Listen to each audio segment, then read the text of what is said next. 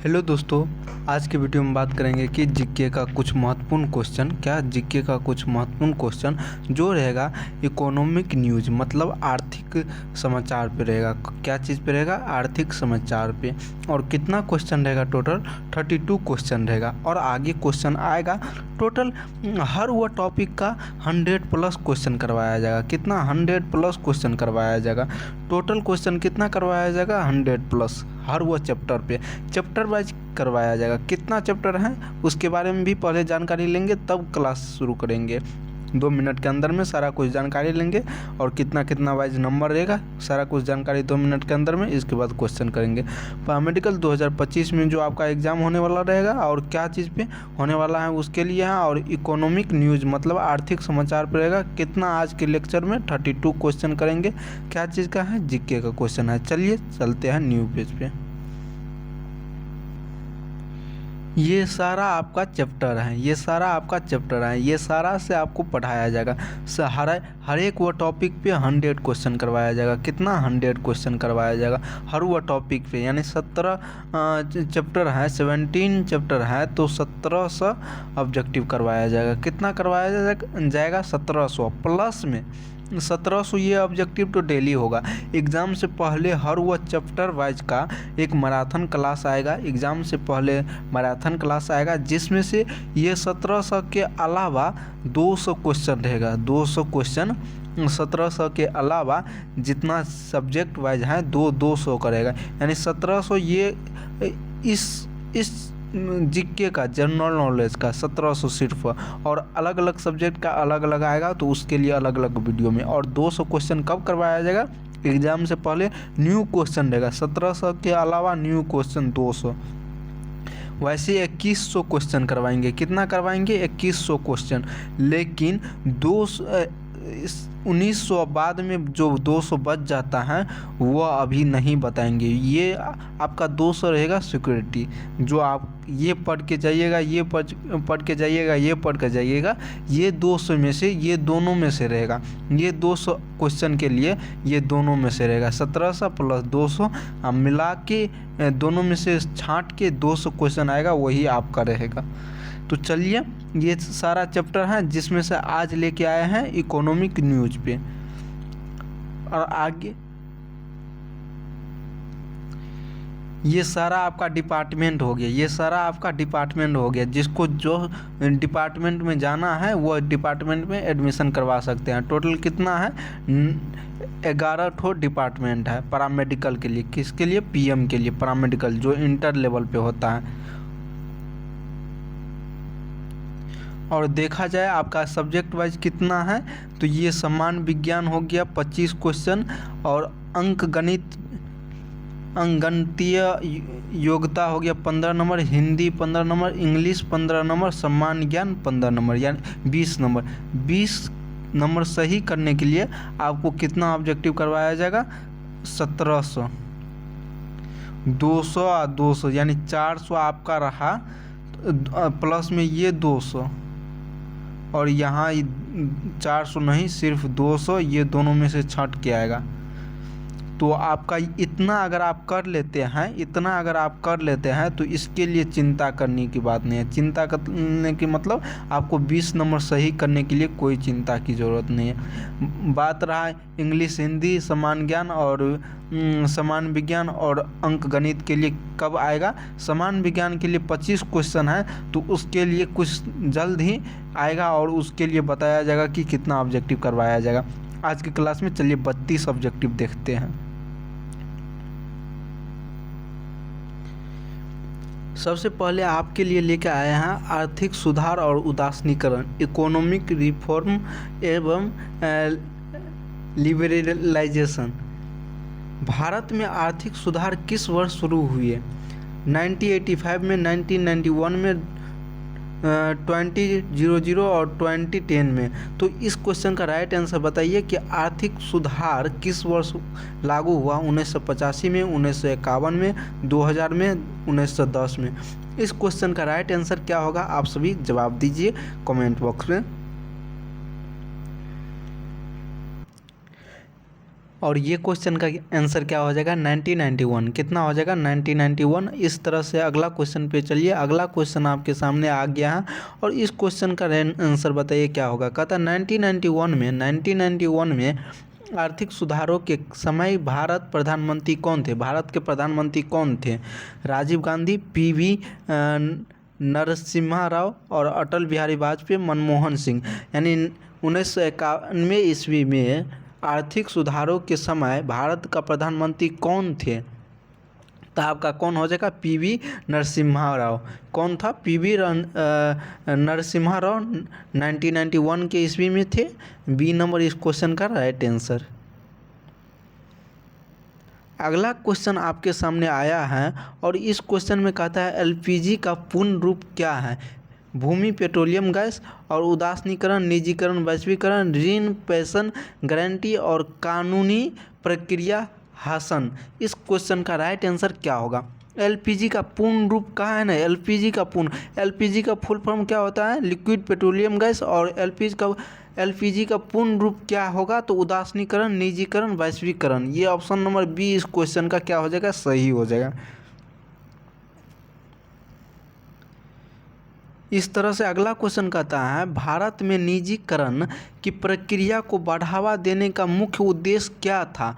यानी कि भारत में जो निजीकरण है इसको बढ़ावा देने के लिए मुख्य उद्देश्य क्या है। सरकारी नियंत्रण बढ़ावा, इसके बाद दक्षता और प्रतिस्पर्धा बढ़ाना और रोजगार कम करना या कम कर बढ़ाना। तो इस क्वेश्चन का राइट आंसर क्या होगा। 4 नंबर का क्वेश्चन का राइट आंसर क्या होगा तो दक्षता और प्रतिस्पर्धा बढ़ाना। क्या हो जाएगा इस क्वेश्चन का राइट आंसर बी हो जाएगा दक्षता और प्रतिस्पर्धा बढ़ाना।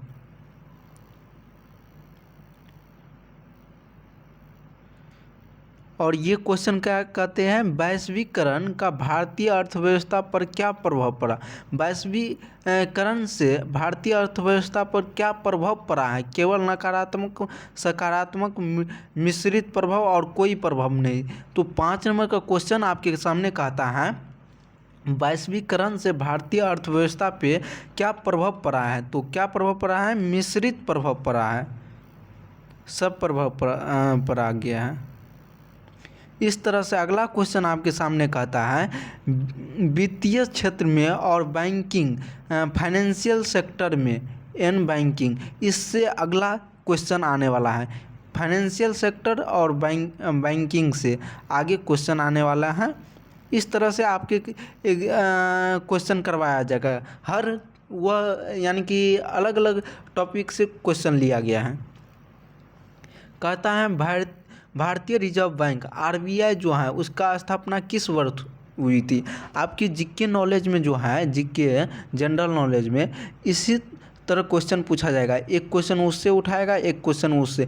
किसी बार क्रिकेट से क्वेश्चन उठाता है तो किसी बार बैंकिंग से उठाता है, किसी बार इस तरह से अलग अलग चैप्टर से अलग अलग तरह का क्वेश्चन उठाता है। तो इसलिए आपको हर चैप्टर वाइज करवाया जाएगा। हर चैप्टर को 100 क्वेश्चन करवाया जाएगा। कितना करवाया जाएगा 100 क्वेश्चन। इसमें से एक भी क्वेश्चन रहेगा ना तो आपका 17 चैप्टर है, 10 क्वेश्चन पूछा जाता है। जीके से कितना क्वेश्चन पूछा जाता है 10 से 15 आपको पहले बता दिया गया है, जाके देख लीजिए। और ये 10 के लिए 100 ऑब्जेक्टिव पढ़ेंगे, 100 में एक भी आएगा तो आपका सही हो जाएगा। और इसको इस तरह से नहीं पढ़ना है। क्या बताए गए थे A4 साइज़ का पेपर लेना है जिससे प्रिंट आउट निकालते हैं, जैसे फ़ोटोकॉपी करवाते हैं। तो वह कौन सा पेपर आता है A4 साइज़ पेपर लेना है। उसको 3 पार्ट में डिवाइड करना है। 3 पार्ट में डिवाइड करना है। 1 से लेके 15 तक एक साइज में लिखना है, 15 तक एक साइज में, 15 तक एक साइज में। यानी एक पेज में आपका 45 ऑब्जेक्टिव बटेगा। कितना 45 ऑब्जेक्टिव बटेगा। और वह ऑब्जेक्टिव को सिर्फ क्वेश्चन के साथ आंसर लिखना है। क्वेश्चन और ऑप्शन नहीं देना है, आंसर लिखना है। और वह ऐसे करके कुछ आपको 2 यानी कि 2 अगर आप पेपर लेते हैं तो एक चैप्टर का आपका कंप्लीट हो जाता है, एक चैप्टर। इस तरह से 17 चैप्टर में 17 चैप्टर कंप्लीट, 17 पेज में 17 चैप्टर कंप्लीट। अगर दोनों साइड लिखते हैं तो अलग अलग लिखते हैं तो 34-35 पेज लगता है A4 साइज़। और A4 साइज़ पेपर अगर आपको ज़्यादा लीजिएगा तो 1 रुपये से भी कम पड़ेगा आपको। तो इस हिसाब से आप मार्केट में जाके पता कर सकते हैं। तो कहता है RBI का स्थापना किस वर्ष हुई थी? तो 1969 में हुई थी। किस वर्ष हुई थी? सॉरी, 6 नंबर क्वेश्चन का आंसर हो जाएगा 1991। 1969 नहीं, 1991 यानी 1991 में। इस तरह से अगला क्वेश्चन पे चलिए चलते हैं। अगला क्वेश्चन आपके सामने कहता है भारत में SEBI का मुख्य कारण क्या है? बैंकिंग विनियम और शेयर बाजार का विनियम, बीमा विनियम और कृषि ऋण। इस क्वेश्चन का राइट आंसर क्या हो जाएगा? इस क्वेश्चन का राइट आंसर हो जाएगा शेयर बाजार का विनियमन। अगला क्वेश्चन आपके सामने आता है, कहता है NPA का पूर्ण रूप क्या है? NPA का पूर्ण रूप क्या है? नई फैशन योजना, गैर निष्पादित परिसंपत्तिता और राष्ट्रीय भुगतान प्राधिकरण और नागरिक पेंशन अधिनियम। इस क्वेश्चन का राइट आंसर क्या हो जाएगा? इस क्वेश्चन का राइट आंसर नई पेंशन योजना हो जाएगा। क्या हो जाएगा? नई पेंशन योजना। ऑप्शन नंबर ए इस क्वेश्चन का राइट आंसर। भारत में वित्तीय समावेशन को बढ़ावा देने के लिए कौन सी योजना शुरू की गई थी? यानी वित्तीय समावेशन को बढ़ावा देने के लिए कौन सा योजना शुरू की गई थी? मनरेगा, अनधन योजना, जनधन होना चाहिए यहाँ पे, जनधन योजना, आयुष्मान भारत और स्वस्थ भारत अभियान। 9 नंबर क्वेश्चन का राइट आंसर क्या हो जाएगा? वित्तीय समावेशन के लिए बढ़ावा देने के लिए स्वस्थ भारत अभियान चालू किया गया था। क्या चालू किया गया था? स्वस्थ भारत अभियान। इस तरह से अगला क्वेश्चन आपके सामने आया है, कहता है भारत में GST कब लागू हुआ था? GST कब लागू हुआ था? 2014 में, 2015 में, 2016 में, 2017 में। तो इस क्वेश्चन का राइट आंसर क्या हो जाएगा? 2017 में GST लागू हुआ था। क्या लागू हुआ था? भारत में GST कब लागू हुआ था? 2017 में। कब हुआ था? 2017 में। इस क्वेश्चन का राइट आंसर डी नंबर। और अगला क्वेश्चन आपके सामने कहता है कृषि और ग्रामीण विकास पे आगे क्वेश्चन आने वाला है। एग्रीकल्चर और रूरल डिपार्टमेंट से क्वेश्चन आने वाला है। तो चलिए देखते हैं एग्रीकल्चर और रूरल डिपार्टमेंट का ऑब्जेक्टिव। भारत में हरित क्रांति के जनक कौन थे? MS स्वामीनाथ, वर्गीज कुरियन और नॉर्मन बोरलॉन्ग और अमर्त्य सेन। तो इस क्वेश्चन का राइट आंसर क्या होगा? MS स्वामीनाथ जो भारत के हरित क्रांति के जनक थे। कौन थे? MS स्वामीनाथ।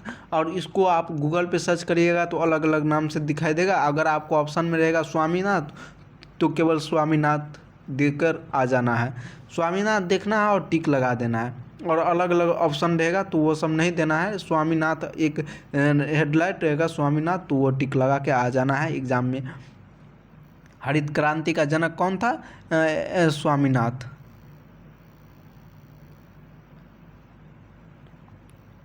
और अगला क्वेश्चन कहता है मनरेगा का मुख्य उद्देश्य क्या है? शहरी विकास, ग्रामीण विकास, औद्योगिक विकास, शिक्षा सुधार। इसमें से क्या हो जाएगा कि मनरेगा का मुख्य उद्देश्य क्या था? मनरेगा जब भारत में पहली बार आया तो इसका उद्देश्य क्या रहा? ग्रामीण रोजगार, ग्रामीण क्षेत्र को रोजगार मिलना। मनरेगा दिया जाता है ग्रामीण क्षेत्र को रोजगार के लिए। और इस तरह से अगला क्वेश्चन कहता है भारत में न्यूनतम समर्थन मूल्य MSP, न्यूनतम समर्थन मूल्य का फुल शॉर्टकट MSP कौन निर्धारित करता है? RBI, SEBI, CAPA और नाबार्ड।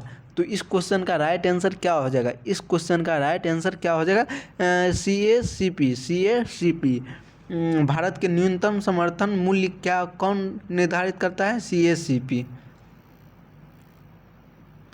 इस तरह से अगला क्वेश्चन कहता है भारत में नाबार्ड जो है मुख्य कार्य क्या है? नाबार्ड का मुख्य कार्य क्या है? औद्योगिक ऋण, कृषि और ग्रामीण विकास ऋण, शहरी विकास ऋण और निर्यात ऋण। तो इस क्वेश्चन का राइट आंसर क्या हो जाएगा, कृषि और ग्रामीण विकास ऋण नाबार्ड क्या करता है, मुख्य कार्य नाबार्ड का क्या रहता है, नाबार्ड कौन सा काम करता है, तो कृषि और ग्रामीण विकास का ऋण जो रहता है उस पर रहता है। जैसे एसबीआई का क्या है, बैंक में पैसा देना, और आरबीआई का अलग अलग बैंक हुआ, नाबार्ड भी एक बैंक की तरह होता है। यानी कि नाबार्ड आप इसमें जा सकते हैं, नाबार्ड के सेक्टर में नाबार्ड फॉर्म अप्लाई होता है। नाबार्ड में जाने के लिए कृषि क्षेत्र के लिए है, कृषि और स्टूडेंट के लिए, यानी एग्रीकल्चरल स्टूडेंट के लिए ये है। और इसके लिए कौन, ये कहाँ कहाँ इसका कार्य रहता है, कहाँ कार्य रहता है, तो कृषि और ग्रामीण विकास के ऋण के लिए। और अगला क्वेश्चन कहता है भारत में कृषि क्षेत्र का डीएसपी में कितना योगदान है, डीएसपी में कितना योगदान है, 10%, 15%, 20% और 25%। जीडीपी, सॉरी यहाँ पे डीएसपी कहा गया, जीडीपी लिखा गया है। भारत में कृषि क्षेत्र का जीडीपी में कितना % योगदान है, तो इस क्वेश्चन का राइट आंसर क्या हो जाएगा, 15%। कितना हो जाएगा, 15% जीडीपी का योगदान है भारत में कृषि क्षेत्र पर। और ये उद्योग और व्यापार पे चलिए अब देखते हैं क्वेश्चन, इंडस्ट्री एंड ट्रेड पे। इसी तरह से आपको क्वेश्चन करवाया जाएगा, कोई दिक्कत नहीं होने वाले हैं। भारत में मेक इन इंडिया अभियान कब शुरू किया गया था, किया गया है, 2012 में, 2014 में, 2016 में, 2018 में। तो इस क्वेश्चन का राइट आंसर क्या हो जाएगा, 2014 में क्या किया गया था, मेक इन इंडिया का अभियान शुरू किया गया था भारत में। कब किया गया था, 2014 में। किसका अभियान शुरू किया गया था, मेक इन इंडिया का। इस तरह क्वेश्चन कहता है भारत में एफडीआई का मुख्य स्रोत क्या है, घरेलू निवेश, विदेशी निवेश, सरकारी निवेश, सहकारी निवेश। सरकारी और सहकारी निवेश ये दोनों अलग अलग नाम है, घरेलू निवेश, विदेशी निवेश। तो इस क्वेश्चन का राइट आंसर क्या हो जाएगा, भारत एफडीआई का मुख्य स्रोत क्या था, विदेशी निवेश के लिए। किसके लिए, विदेशी निवेश के लिए। इसी तरह आपके सामने अगला क्वेश्चन आता है, और ये क्वेश्चन कहता है भारत में एमएसएमएफ का पूर्ण रूप क्या है, पूर्ण रूप क्या है, मुख्य सामाजिक और आर्थिक मंत्रालय, सूक्ष्म लघु और मध्यम उद्यम, मुख्य सुरक्षा ऊर्जा मंत्रालय, मुख्य सांख्यिकी और पर्यावरण मंत्रालय। तो इस क्वेश्चन का राइट आंसर क्या हो जाएगा, इस क्वेश्चन का राइट आंसर क्या हो जाएगा, सूक्ष्म लघु और मध्यम उद्यम। भारत में एमएसएमएफ का पूर्ण रूप क्या हुआ, सूक्ष्म लघु और मध्य उद्यान। क्या हुआ, सूक्ष्म लघु मध्य उद्यान। एमएसएमई का पूर्ण रूप क्या हुआ, मुख्य सूक्ष्म लघु मध्य उद्यान, ऑप्शन नंबर बी। और इस तरह से 19 नंबर क्वेश्चन कहता है भारत में विशेष आर्थिक क्षेत्र एसईजेड का मुख्य उद्देश्य क्या है, कृषि विकास, निर्यात प्रोत्साहन, सरकारी विकास, शिक्षा सुधार। तो इस क्वेश्चन का राइट आंसर क्या हो जाएगा, निर्यात प्रोत्साहन। भारत में विशेष आर्थिक क्षेत्र, जिसको विशेष आर्थिक क्षेत्र को क्या चीज़ से डिनोट करते हैं, एसईजेड का मुख्य उद्देश्य क्या है, निर्यात प्रोत्साहन। इस तरह से भारत में स्टार्टअप इंडिया अभियान कब शुरू हुआ, भारत में स्टार्टअप इंडिया अभियान कब शुरू हुआ, 2014, 2016, 2018, 2020। तो इस क्वेश्चन का राइट आंसर क्या हो जाएगा, 2016 में क्या शुरू किया गया था, स्टार्टअप इंडिया का। भारत में कब शुरू, किस चीज़ का कब शुरू किया गया था, स्टार्टअप इंडिया का अभियान 2016 में शुरू किया गया है। अब आते हैं सामाजिक क्षेत्र और विकास, सोशल सेक्टर एंड डेवलपमेंट पे क्वेश्चन करते हैं। और इसमें राष्ट्रीय शिक्षा नीति एनईपी राष्ट्रीय शिक्षा नीति कब लागू हुआ? 2015, 17, 20, 22। तो इस क्वेश्चन का राइट आंसर बताइए क्या होगा? ऑप्शन नंबर सी इस क्वेश्चन का राइट आंसर। 2020 में राष्ट्रीय शिक्षा नीति का शुरू किया गया है। 2020 में राष्ट्रीय शिक्षा नीति एनईपी शुरू की गई है। इस तरह से अगला क्वेश्चन आपके सामने आता है और कहता है आयुष्मान भारत योजना मुख्य उद्देश्य क्या है? शिक्षा सुधार के लिए, स्वास्थ्य बीमा के लिए, ग्रामीण रोजगार के लिए, शहरी विकास के लिए। तो आयुष्मान कार्ड किस लिए आप लोग को बनवाया गया है? तो स्वास्थ्य बीमा के लिए बनवाया गया है। किस लिए बनवाया गया है? स्वास्थ्य बीमा के लिए। ये क्वेश्चन आपको याद होगा। वैसे भी ये क्वेश्चन आपके एग्जाम में आ भी सकता है, इसमें कोई कंप्रोमाइज़ करने वाला नहीं है। भारत में स्वस्थ भारत अभियान कब शुरू हुआ? 2014 में, 2016 में, 2018 में, 2020 में। तो स्वस्थ भारत अभियान कब शुरू किया गया है? तो इस क्वेश्चन का राइट आंसर आप सभी बताइए क्या होगा? तो 2014 में स्वस्थ भारत अभियान शुरू किया गया। ऑप्शन नंबर ए इस क्वेश्चन का राइट आंसर। ए इस क्वेश्चन का राइट आंसर। क्वेश्चन नंबर 14 कहता है 24 कहता है भारत में गरीबी रेखा का निर्धारण कौन करता है? आरबीआई, एसबीआई और नीति आयोग, नाबार्ड। गरीबी रेखा का निर्धारण कौन करता है? गरीबी रेखा का निर्धारण कौन करता है? इस क्वेश्चन का राइट आंसर बताइए। नीति आयोग करता है। कौन करता है? नीति आयोग। नीति आयोग क्या करता है? भारत में गरीबी रेखा का निर्धारण करता है।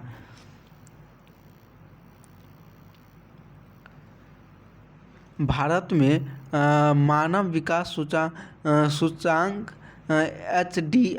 एचडीआई कौन जारी करता है? विश्व बैंक, IMF, UNDP, WHO। तो इस क्वेश्चन का राइट आंसर क्या हो जाएगा? इस क्वेश्चन का राइट आंसर UNDP हो जाएगा। क्या हो जाएगा? UNDP। भारत में मानव विकास सूचांक कौन जारी करता है? UNDP। इस तरह से अगला क्वेश्चन आपके सामने आता है और कहता है आर्थिक नीति और योजना पे क्वेश्चन आएगा आगे। ये कहता है अभी इकोनॉमिक एवं पॉलिसी एवं एंड प्लान। और देखिए क्या कहता है क्वेश्चन। भारत में नीति आयोजन का स्थापना कब हुआ? 2012, 14, 16, 15, 17। इसमें से कौन सा आंसर होगा? आप सभी बताइए। कहता है नीति आयोग। क्या कहता है? नीति आयोग। नीति आयोग का स्थापना कब हुई? नीति आयोग का स्थापना कब हुई? तो 2015 में हुई। कब हुई? 2015 में। Option number C. 27 नंबर कहता है भारत में पंचवर्षीय योजना किसके प्रतिस्थापित किया? आरबीआई के, एसईबीआई के, नीति आयोग के, नाबार्ड पे। तो इस क्वेश्चन का राइट आंसर क्या हो जाएगा? 27 का राइट आंसर नीति आयोग हो जाएगा। क्या हो जाएगा? नीति आयोग। इस तरह से अगला क्वेश्चन आता है और कहता है भारत में राजकोषीय नीति कौन निर्धारित करता है? आरबीआई, वित्त मंत्रालय, नीति आयोग, एसबीआई। तो इस क्वेश्चन का राइट आंसर क्या हो जाएगा? 28 नंबर का राइट आंसर क्या हो जाएगा? वित्त मंत्रालय करता है। कौन करता है? वित्त मंत्रालय। क्या करता है?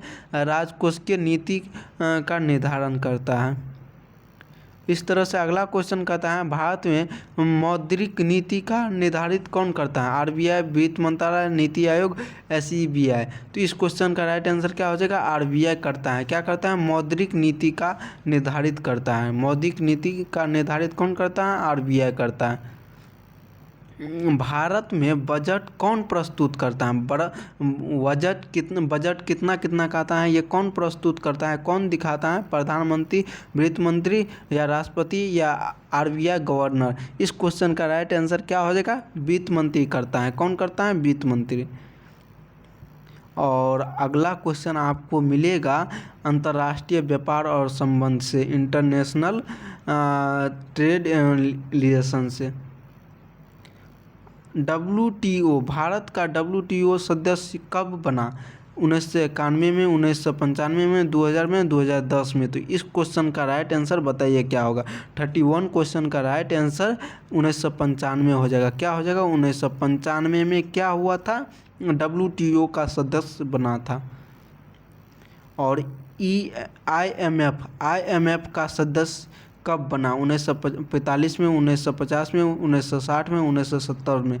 तो इस क्वेश्चन का राइट आंसर 1945 हो जाएगा। क्या हो जाएगा? 1945 में IMF का सदस्य बना था। क्या बना था? सदस्य बना था।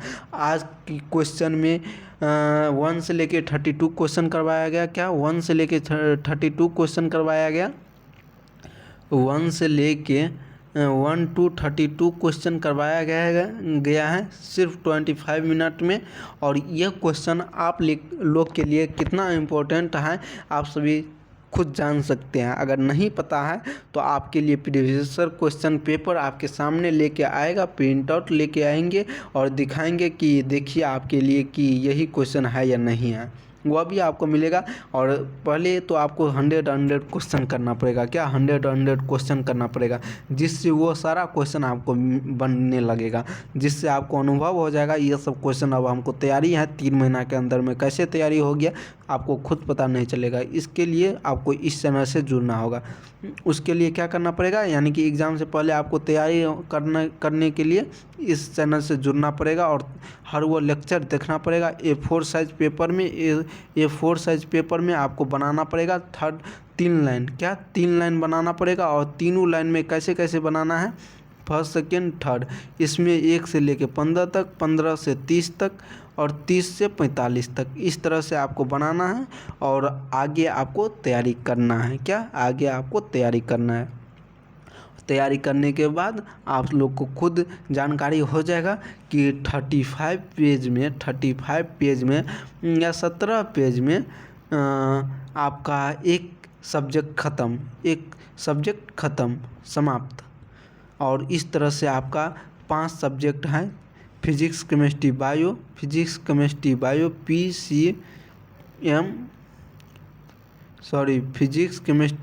बी। और इसके बाद जीके, इसके बाद इंग्लिश, हिंदी इंग्लिश, इसके बाद मैथ। ये कितना हो गया? 1 2 3 4 और 4 3 7 सब्जेक्ट के लिए आपको ये 4 सब्जेक्ट के लिए 400 नहीं, सॉरी, ये सिर्फ जीके के लिए 1700। इस तरह से अलग अलग चैप्टर का आएगा ऑब्जेक्टिव, तो अलग अलग सब्जेक्ट में अलग अलग तरह से बताया जाएगा। अभी जीके का 1700 चलेगा, तो 32 और पहले का 21 क्वेश्चन मिला के 50 क्वेश्चन हो गया। और वो 21 अलग चैप्टर का था तो उसको इसमें नहीं जोड़ा जाएगा, सिर्फ 32 और आगे आएगा आपके पास जितना बच गया यानी कि 68, ये आगे आपको आने वाले हैं। तो आप सभी इस चैनल से जुड़े रहिएगा तो आपको सारा चीज़ देखने को मिलेगा। तो जय हिंद। इस वीडियो में यहीं तक रखते हैं, आपके लिए बहुत ज़्यादा देर लगने लगा होगा, तो इस तरह से अगला लेक्चर आएगा तो अगले में जुड़िएगा। जय हिंद।